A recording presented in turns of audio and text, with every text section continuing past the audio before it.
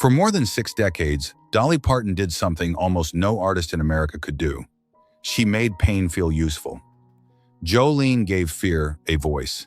Coat of Many Colors turned poverty into dignity. And I Will Always Love You made the agony of goodbye sound almost sacred. She gave lonely people songs, children, books, mountain families, jobs, and a country full of strangers, the fragile belief that sorrow could still be dressed in light. But now, at 80, the woman who spent her life turning other people's heartbreak into comfort is facing a ruthless paradox. No rhinestone can soften. How does the healer survive when she is the one left bleeding? Behind the hair, the jokes, the generosity, and the legend was a body carrying private wounds, a heart that kept giving long after it was tired, and a loneliness the blinding stage lights could never warm. After a lifetime of teaching America how to survive the dark, Dolly Parton now stands before the cruelest kind of silence, the one that waits after the music stops, when the crowd is gone, and the woman who comforted a nation has to wonder who is left to comfort her. If Dolly Parton's music has ever comforted you, hit the like button and subscribe, because behind every note she gave us, there was a woman carrying more than America ever saw. The first stage Dolly Parton ever knew was not made of lights or applause. It was a wooden cabin in East Tennessee, where hunger, music, and mountain pride slept under the same roof. The cabin stood in Locust Ridge, near the Great Smoky Mountains, where every sound had nowhere to hide. Dolly Rebecca Parton was born on the 19th of January, 1946, the fourth child in a family that would grow to 12. The house was tight, cold in winter, and stretched past comfort. Beds were shared, clothes moved from one child to the next. Food was measured carefully, as if every bite had to prove it deserved to exist. At night, children slept close enough to hear each other breathe, under blankets too thin to make winter feel kind. Some mornings, poverty was not an idea. It was the cold floor under a child's feet, the look on a mother's face as she tried to make one meal reach too many mouths, and the quiet truth that wanting more did not mean more would come. Hunger had its own sound in that house, the silence around the table when everyone knew there was not enough. Dolly would later remember that childhood with the plain honesty that became part of her power. We were poor, but we were rich in love. Yet inside that little house, there was music. Her mother, Avie Lee, sang while working, sang while caring for children, sang as if a song could hold the walls together when life pressed too hard against them. To little Dolly, that voice was warmth when the room was cold. It was comfort when there was not enough. It was the first sign that even a hard life could still carry beauty. Inside that cabin, the little girl could see how small the world expected her to be. Outside, the mountains rose like witnesses. Inside, babies cried, chores waited, tired hands kept moving, and the family survived one day at a time. But Dolly heard more than hardship. She heard rhythm in her mother's voice, poetry in mountain speech, and dignity in people who had very little but still stood tall. She saw her father, Robert Lee Parton, carry the weight of labor in his hands, a man of deep pride who worked hard even when life gave him little ease. No child should have to carry sacrifice that early, but Dolly did in the way her mother stretched food and in the way her father carried pride with hands that had nothing soft left in them. She noticed everything: the color of a homemade coat, the ache of being poor, the shame people tried to place on mountain families, and the stubborn pride that refused to break. She was not dreaming of escape so she could erase where she came from. She was dreaming of a voice large enough to carry that place with her. That child did not yet have a stage, a microphone, or a spotlight. But somewhere in that cabin, with hunger close by and music rising above it, Dolly began to dream of singing her way beyond the hills, and long before she dressed pain in rhinestones, pain had already begun to rise into melody. The bus that carried Dolly Parton into Nashville in 1964 did not carry her into a city waiting to crown her. It carried an 18-year-old mountain girl into a town of locked doors, old rules, cold offices, and rooms where men often decided which young woman would be heard and which one would be dismissed. She arrived with a mountain voice, a suitcase full of songs, and an ambition almost too bright for the room she entered. Nashville noticed her, but noticing was not the same as believing. She could walk into an office with songs in her hand and feel the eyes reach her hair, her figure, and her mountain clothes, before they ever reached the words on the page. A young woman could smile, sing, write, and still feel the room quietly asking who had given her permission to dream that big. By 1967, Hello, I'm Dolly placed her name before the public, and that same year Porter Wagoner gave her the kind of platform that could change a life. His television show carried her into millions of American homes. Beside him, Dolly became familiar, visible, and beloved. She knew what that meant. Porter opened doors that might have stayed closed for years. He gave her reach, RCA, duets, television, and a frame large enough for country audiences to see her. Gratitude was real. But gratitude can become complicated when the person who helps lift you also becomes the shape people keep trying to fit you inside. The painful truth was that the same doorway that helped Dolly enter the world also became the shadow she had to step out of. On screen, she could smile beside Porter. In the studio, on the road, in business rooms, and in the long habit of being introduced through another person's name, something inside her began to tighten. Every introduction that joined her name to his gave her visibility, but it also reminded her that America still had not fully learned how to say her name by itself. She was thankful, but she was also suffocating. She was loved by audiences, but still partly seen as the young woman beside him. Her songs were growing sharper, deeper, and more unmistakably her own. Joshua gave her a solo #1 in 1971, and after that, the air around her changed. A solo hit does not only change a chart, it changes how an artist hears her own name.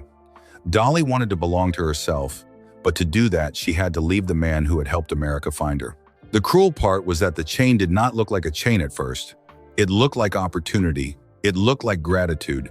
It looked like the hand that had helped her climb. Porter was not simply an obstacle. He was part of her beginning. And sometimes the hardest door to close is the one first opened by someone you owe. In 1974, at 28, Dolly stepped away and wrote, "I will always love you" as the goodbye. The song did not sound like rebellion. It sounded like tenderness with a broken heart inside it. She later described it as her way of saying goodbye to Porter without turning love into war. She did not humiliate him. She did not turn the public against him. She left with grace, even though grace can cost more than anger. The song was not a door slammed shut. It was a door closed with both hands trembling on the handle. Beneath its beauty was the ache of a woman choosing freedom from someone she still honored. She was not trying to prove Porter had meant nothing. She was trying to prove that gratitude and freedom could exist in the same goodbye. That was Dolly's genius and Dolly's wound. She could make separation sound holy, even when it was tearing through her private life. Leaving Porter did not mean she forgot what he had done. It meant she finally understood that being grateful could not require her to stay small.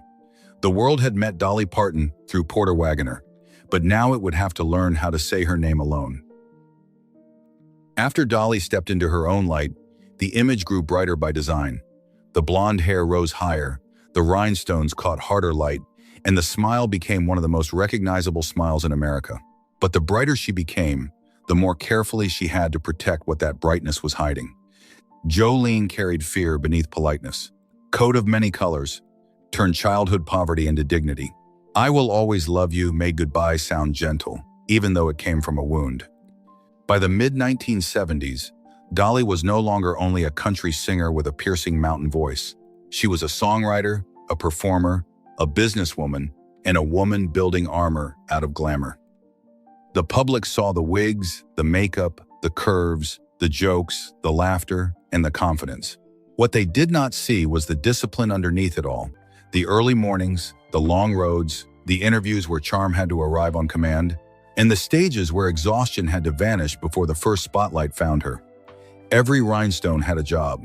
Every smile had to hold. Every room expected Dolly Parton to enter already shining. By 1980, 9 to 5 did not simply make Dolly more famous. It made her unavoidable. Suddenly, the woman from East Tennessee was moving through offices, radios, theaters, talk shows, film sets, and living rooms all at once. The world heard a bright anthem for working people, but Dolly was living inside a different kind of labor. Every new door came with another call time, another chair under hot makeup lights, another camera waiting, another interviewer needing charm, another room expecting her to be funny, sharp, gracious, musical, and bright before her body had even caught up with the day. Success did not arrive as rest. It arrived as a schedule. Mornings began before she felt fully awake. Afternoons disappeared into film sets, photo shoots, recording sessions, and press rooms. Nights still asked for one more performance, one more laugh, one more perfect version of Dolly before she had recovered from the last one. Fame does not only open doors, it follows a person through them. After the applause, there was still the dressing room. After the laugh, there was the second when the joke stopped echoing. After the cameras, there was makeup still on her face, hair still pinned in place, costumes waiting on hangers, and a woman underneath it all trying to gather enough strength for the next room. That became one of the hidden truths of Dolly's life. The more America loved the character, the more fiercely Dolly had to protect the woman. She could make people laugh while tired. She could sing heartbreak while carrying her own. She could turn pressure into charm so completely that the world forgot pressure had ever been there. What looked like sparkle was also strategy. Dolly was not only surviving the machine, she was learning how to make the machine answer to her. She had created an image strong enough to survive cruelty, doubt, desire, judgment, and dismissal. But that image demanded constant care. The hair could not fall, the smile could not fracture. The illusion had to stay intact, even on days when the woman inside it felt dimmer than anyone knew. America saw the glitter and thought it was decoration. For Dolly, it was protection. It helped her walk into rooms where she had once been underestimated, laughed at, desired, judged, and doubted, and still come out owning herself.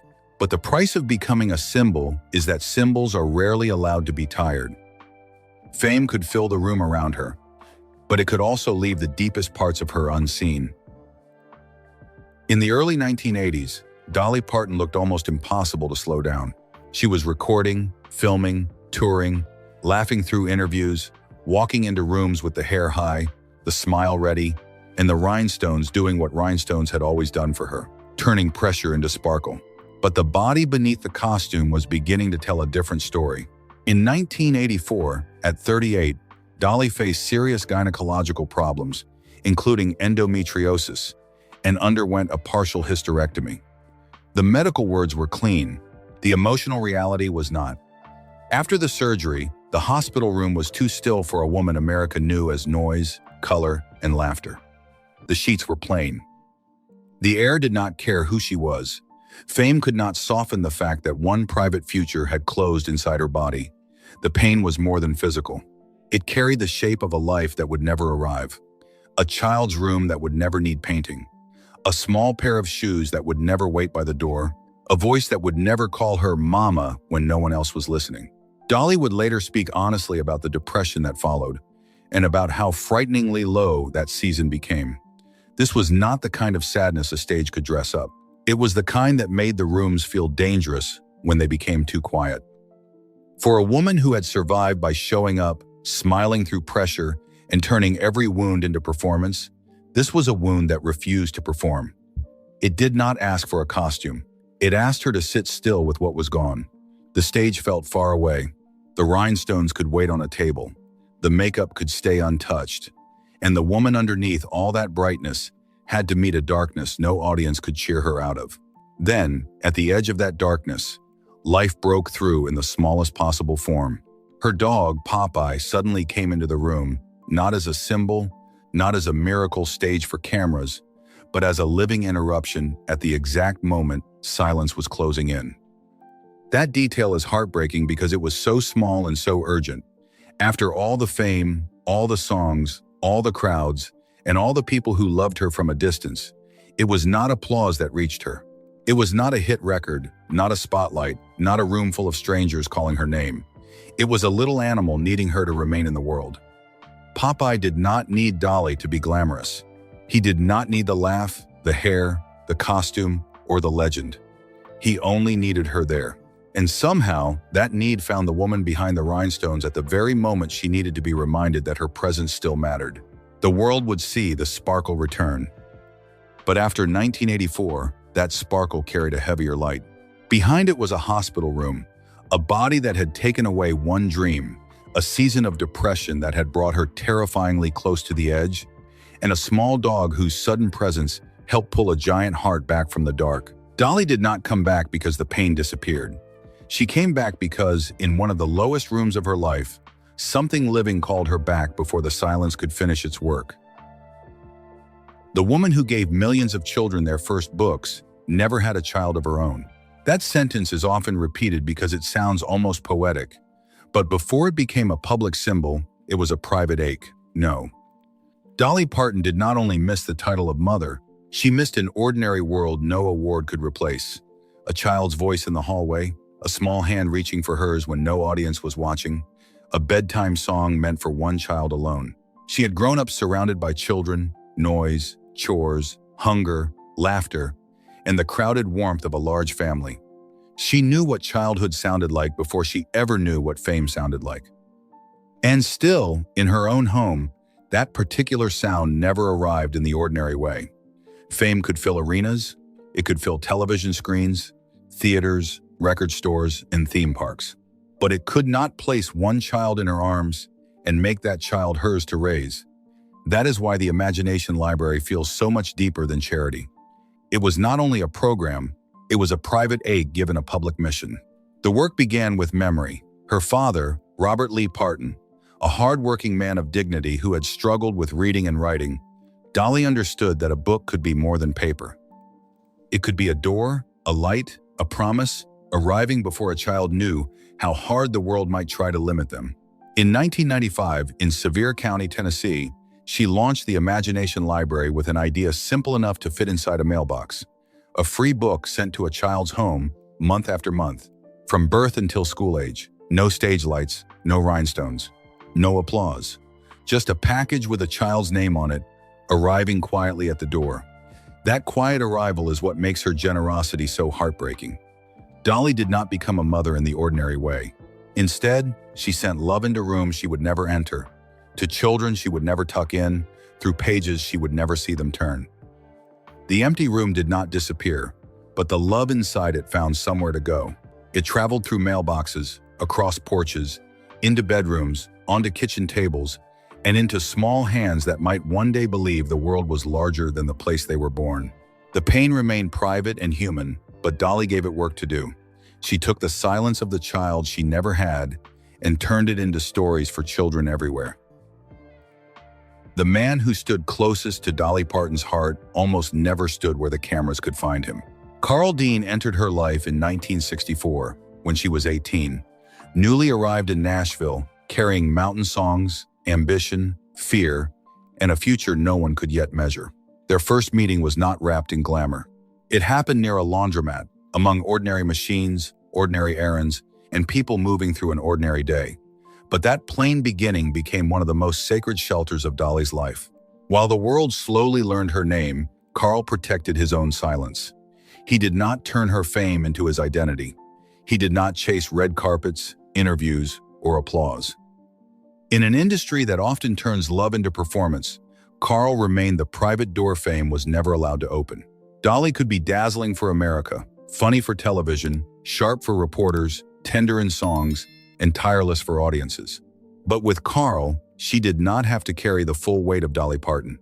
She could come home from the lights and become smaller, softer, quieter. She could let the joke end. She could let the smile rest. For almost 60 years, the world knew the legend. Carl knew the woman after the wig came off, after the makeup was gone, after the bus had gone quiet, and after the applause had faded into the walls. He knew the ordinary details fame could never buy. The rhythm of her steps inside a house, the change in her voice when the cameras were gone, and the silence that came after she had given herself to everyone else all day. That is why his passing on the 3rd of March, 2025, at the age of 82, landed with a silence no stage could absorb. Dolly was 79. The woman who had spent a lifetime making heartbreak sounds singable was suddenly facing the one absence no rhinestone could soften. No stage, no bright costume, no punchline, arriving just in time to rescue the room. No Dollywood crowds, no award show lights, no familiar smile strong enough to make the private night less empty. Only a wife, near 80, standing in the quiet after the man who had known her before the legend was gone. The hardest part was not the public announcement, it was the ordinary after. The house did not disappear. Morning still came. A chair could still sit where it had always sat. A phone could still rest on a table. A door could still open. Yet the old rhythm had vanished. The person who waited outside the glare was no longer waiting. The man who never needed the hair, the joke, the rhinestones, or the crowd was no longer there to receive the woman who came home after being Dolly Parton for everyone else. America could still wait for the song. America could still wait for the smile. At home, the one person who had waited for Dolly herself was gone. The old questions were gone too, whether she had eaten, whether she was tired, whether the road had taken too much from her that day. Those were not headlines. They were the small proofs of being loved. That is the kind of grief fame cannot soften. It lives in the quiet room after dinner, the familiar place across from her left empty, and the house that still stands while the life inside it has changed forever. The public received a careful announcement, restrained and brief, just as Carl had lived. The service remained private. The world was told the fact, but not the room. And somehow, that restraint made the grief feel even heavier because it protected the one thing fame could never own: the marriage behind the myth. When Dolly later honored him with "If You Hadn't Been There" and called him the star of my life story, the words did not feel like a polished tribute. They felt like a widow reaching across nearly 60 years of mornings, meals, phone calls, private jokes, quiet understandings, and evenings after the lights had gone down. America kept the songs. It kept Jolene, 9 to 5, I Will Always Love You, the rhinestones, the laughter, the park, the books, and the legend. But it could not give back the man who knew her when the costume came off, when the applause ended, when the house became still, and when Dolly Parton was no longer an icon but simply Dolly. She could make a theater laugh. She could make strangers feel less alone. She could give words to heartbreak for people she would never meet. Yet she could not call back the one voice in her own house that never asked her to perform. In a life filled with public triumph, Carl Dean was the private witness. He was the man behind the door fame could not open. And when he was gone, the brightest woman in country music was left with the cruelest kind of darkness. Not the absence of applause, but the absence of the one person who never needed her to shine. The family table in Dolly Parton's life had never been small.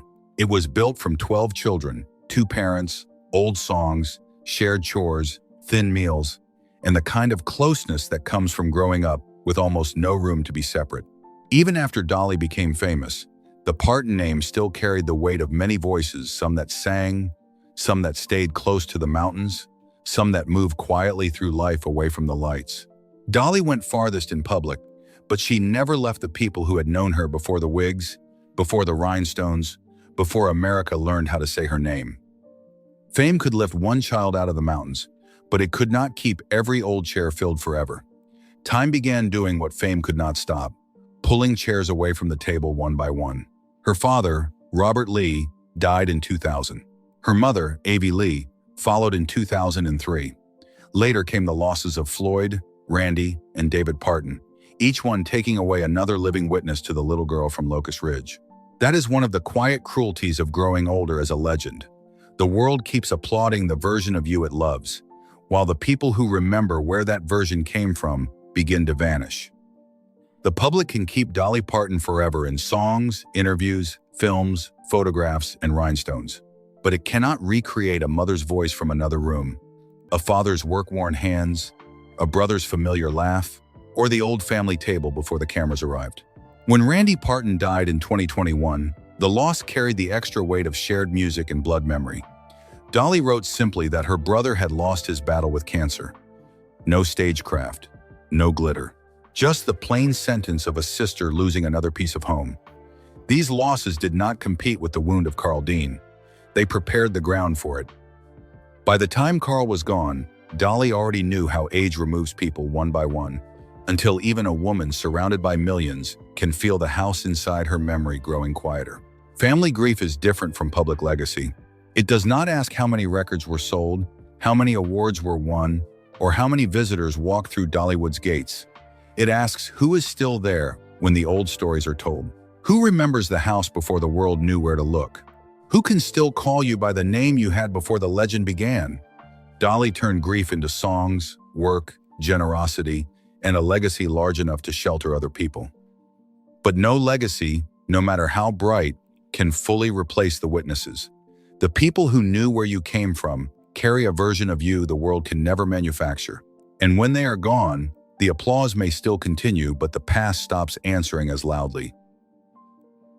The buildings Dolly Parton placed in Tennessee were never just monuments to fame.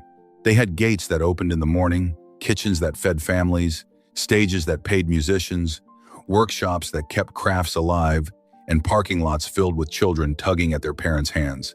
In 1986, when Dollywood opened in Pigeon Forge, it could have looked from a distance like another celebrity attraction, another famous name placed above a gate. But up close, it was something far more personal. Dolly took the region many people had reduced to poverty, punchlines, and old mountain stereotypes, and gave it back to the public with dignity. She brought work toward the hills that had once sent her away. She turned Appalachia into employment, memory, music, craftsmanship, pride, and a place where families could spend a day without feeling that mountain life was something to hide. The girl who left Locust Ridge with songs in her suitcase came back with an empire that gave other people a reason to stay. That is what made Dolly's reinvention different. She did not simply become rich and build a statue to herself. She built places where people could earn wages, tell stories, sell food, make music, shape wood, welcome strangers, and see their own home treated as worthy. Dollywood did not erase the hardship of East Tennessee. It did not pretend the mountains had never known hunger, cold, crowded rooms, or limited chances. Instead, it gave that old pain a job to do. A paycheck, a stage, a family trip, a childhood memory, a town with more reasons to hope. There was something quietly defiant in that choice. Dolly did not let poverty remain only a wound. She made it hire people. She made it sing. She made it open gates in the morning and send children home tired, happy, and proud of a place the outside world had once misunderstood. And that contrast makes her story even more tender. While she built places where other families could laugh, eat, work, and make memories together, in her own private life still carried rooms the public could never fully enter. By the time she reached 80, the songs were still playing, the park was still welcoming families, and the mountain girl from Locust Ridge had done something few stars ever do. She made her own legend large enough to shelter other people. Dolly Parton did not survive by pretending pain was beautiful. She survived by forcing pain to serve. She gave it a melody, gave it books, gave it paychecks, gave it gates to open, and gave Appalachia a brighter place in the American imagination. The world saw the sparkle, but behind the sparkle was labor. Behind the laughter was strategy. Behind the fantasy was a woman who understood that if pain could not be avoided, it could at least be made useful to someone besides herself. That is why Dollywood feels larger than a park. It is a living answer to the little girl from East Tennessee who once knew hunger, cold, and crowded rooms, proof that a private wound in the hands of someone brave enough can become public shelter. After Carl Dean was gone, the silence around Dolly Parton no longer felt like the quiet between performances. It felt like the silence after a lifetime. On the 19th of January 2026, Dolly turned 80, and the world still knew exactly how to recognize her. The high hair, the careful makeup, the bright clothes, the mountain voice, the laugh that could make sorrow feel a little less heavy. But 80 did not arrive as a simple celebration. It arrived with an empty space beside her. Carl had passed away on the 3rd of March 2025, at 82, after almost 60 years of marriage to the woman the world called an icon. For the public, it was a headline. For Dolly, it was the loss of the man who had known the woman after the lights went out, after the costume came off, after the jokes had done their work, after America had taken what it needed from her brightness. For decades, Dolly had helped America feel less alone. She gave lonely people songs, she gave children books, she gave mountain families jobs, she gave strangers a reason to smile. She gave laughter to the tired, tenderness to the grieving, and hope to people who had forgotten what hope sounded like. But after Carl was gone, the question became painfully simple. Who was left to sit with the loneliness of Dolly herself? America could still keep Dolly Parton. It could keep Jolene. It could keep I Will Always Love You. It could keep 9 to 5, Dollywood, the books sent to children, the old interviews, the glittering costumes, the mountain stories, and the legend that seemed too bright to fade. But it could not give back Carl Dean. It could not return the man who met her before the whole country knew her name. It could not return the husband who chose privacy while she became public property. It could not return the one person who did not need the hair, the makeup, the rhinestones, the punchline, or the applause in order to love her. At 80, Dolly stands before America as more than a survivor. She is the little girl from Locust Ridge who carried poverty into poetry, the songwriter who turned goodbye into grace, the woman who never had children of her own, but became part of millions of childhoods, the mountain daughter who built work and pride back into Tennessee, and the wife who lost the man who knew her most privately. She gave sorrow a melody, a costume, a job, a book, a home in the mountains, and a reason to keep going. But even a woman who gives pain so many places to go still has to sit sometimes in a room where one familiar voice is missing. That is the contrast that breaks the heart. A stage full of light and a house with one voice gone, millions singing along, and one private answer that will never come again. A woman who helped heal America, now carrying a loneliness America can admire but never fully reach. It could keep the songs, the park, the books, the rhinestones, and the legend. But it could not give back the man who knew Dolly when the lights were gone. And maybe that is the question her story leaves behind. After one woman spent a lifetime caring for America's lonely places, who sits with the lonely place inside her?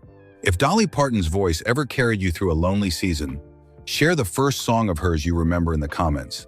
Subscribe for more real stories behind the legends America thought it already knew.